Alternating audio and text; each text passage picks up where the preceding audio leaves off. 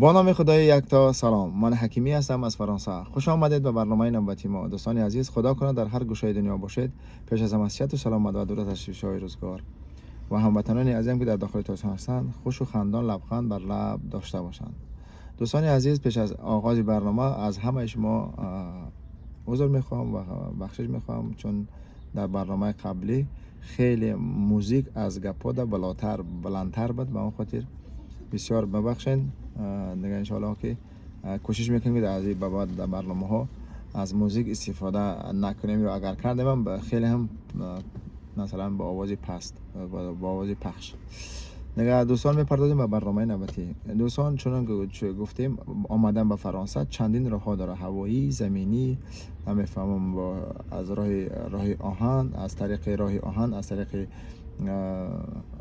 چی میگن کشتی، هر نمود راه داره که به فرانسه بیایی. و اون خاطر دوستان عزیز، پیش از ویزا گرفتن اول چی میگن پلنینگ یا با پلان دونم بکشین چه خیلی و چندین راه های دیگه هست. مثلا ویزا گرفتن، ویزای شنگن بگی از همین چند دولتی که در شنگن داخل میشه. دوستان عزیز، عکس دیگه را فراموش نکنین. شما دوستان یوراسیوز ای شنگن، زون شنگن مثلا یک جا نکنین، چون یا هر دش مثلا فرق کننده میشن میباشن.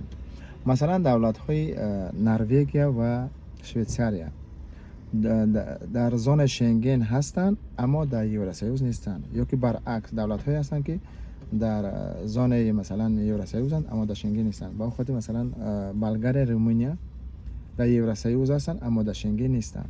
با اون خاطر شما ایوارا فرق بگذارید بین دیگر که مثلا پریپوتت نکنین یا که نادیگر فهمی نشود. دوستان، سوال اساسی در اینجاست که ما از کجا ویزای شنگن به دست بیاریم. از همه در این باره یکی از دولت های مثلا پیش صف بگیم خطا نمیکنیم، این فرانسه است.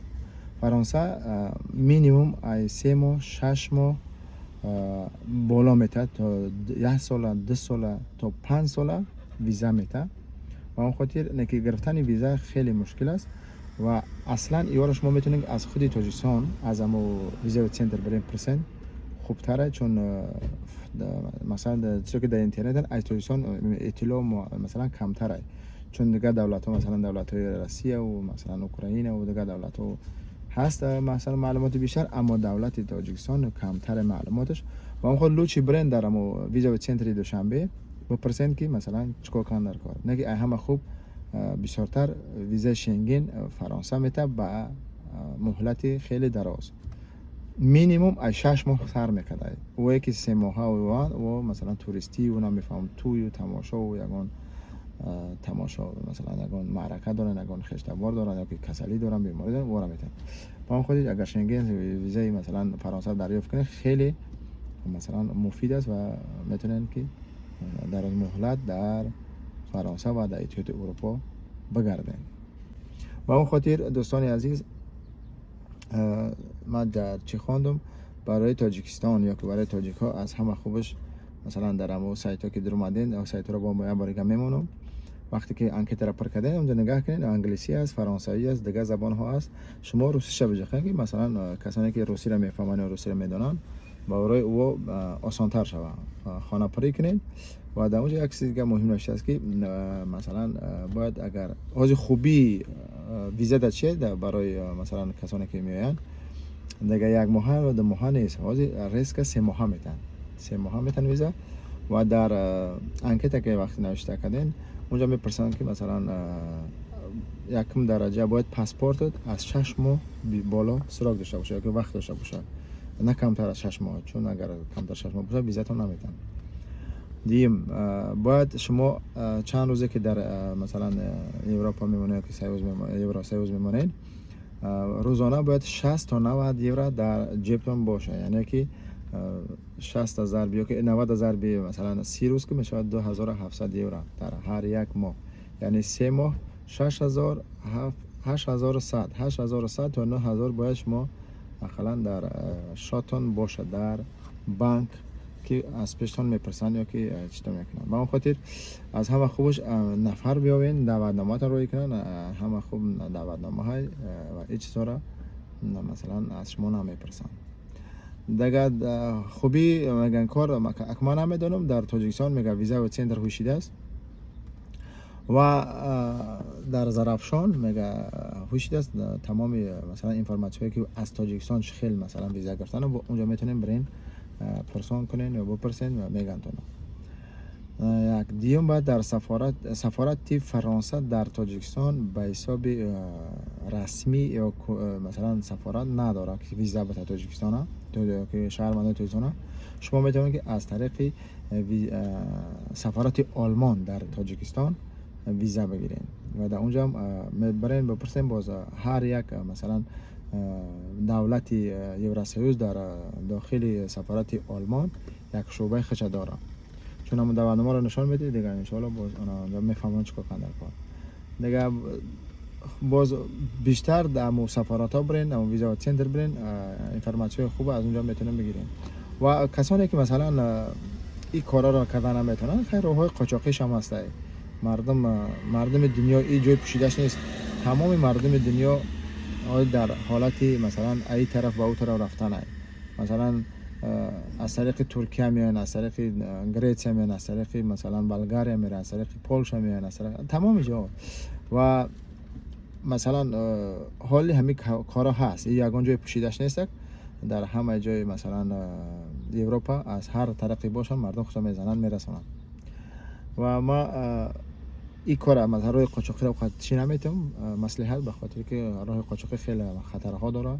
مثلا در آب غرق شدن، در مثلا در جنگل گم شدن، در جنگل مردن، در دشت و بیابان مردن، این کارا رو داره. مثلا خیر ریسک داره، همه کار ریسک داره، اما ریسک چی بیشترتره راه قاچاقی. و خاطر اگر بتونین راههای مثلا رسمی بیان و راههای مثلا با ویزا بیان خوبتره، هم راحت‌تر میان، هم مثلا خاطر جمع دل جمع میان مثلا ای خفای کار بار میشین. خب و اینجا میگذاریم چند مثلا جاهای کاری را بگم. کار خیلی در اینجا کار چند نمود کاره که مثلا مخصوص به خاطر مردم ما مثلا میتونن بیان کار کنن. اصلا کارهای چی میگن فیزیکی، یعنی مثلا کارهای جسمانی در اینجا بسیار برای مردم ما هست. از قبیل ساختمانی، از قبیل نمیفهم در رستوران کار کردن، از قبیل نمیفهم در مغازه ها کردن، در مثلا در سکلادا کار کردن، همین چیزا بیشتر تره. و حالی مثلا وقتی مثلا همین چیندنی مثلا چیزا هست میوجات در چیزا نفر میگیرن، کارگر میگیرن.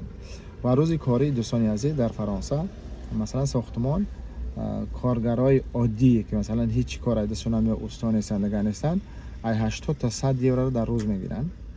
و استاهایی که مثلا کار دارن، دیپلم دارن یا کار کردن میتونن، کار مثلا تجربه دارن، 150 تا 200 تا ای با بالا گرفتن میگن در روزش. بعد دوستان از دیگر فراموش نکنید در فرانسه 5 روزی کاری در هفته، یعنی عید شنبه تا جمعه، روز شنبه یک شنبه اکثریت شرکت ها مثلا چی هن؟ رخصتی هن یا که جواب هن. بعضی شرکت های اصلا خصوصی و مثلا شرکت های اصلا که اضافه کاری میخوایی اگر کار کنی روز شنبه یا یک شنبه هم میتونی کار کنی. و اکثرا گفتم در فرانسه تا 5 روزی کاری هست، یعنی 35 ساعتی کاری، 39 ساعتی کاری، 40 ساعت و بس به هر یک شرکت و هر یک کارخانه دارم. دیگه دوستان عزیز دیگه پر حرفی نمیکنم و ان شاء الله در برنامه بعدی تمام نرخنامه هایی که مثلا کدام کار مثلا کارها کدام کسب ها در اینجا سر در آمدن، از کارگری عادی سرکرده، از ساختمانچی تا فوتبالیست، ان شاء الله ما در برنامه بعدی بهر شما ان شاء الله جمع آوری میکنم معلومات را و بهر شما پیشکش خواهیم کرد. نگه باقی دوستان عزیز شما را به خدای پاک و منان میسپارم. ناگفته نماند به کانال ما سر بزنید، حمایت کنید از کانال ما که حمایت شما چی از دوستان یک لایک ماندن، یک کامنت نوشتن و بعد دیگران فرستادن. چون شما اگر لایک و کامنت را بنویسین ان شاء الله از این برنامه ها دیگه برادران هم بهره مند میشن و گفتی گپا که همو چی خودشون میگیرن، صورت و حساب خودشون میگیرن که چه خیل کنیم چه خیل نکنیم برای اومدن به فرانسه و اروپا. دیگه خود شما رو به خدای پاک و منان میسپارم. خداوند یار و مددگار همه ما و شما باشه تا برنامه‌های بعدی. بدرود.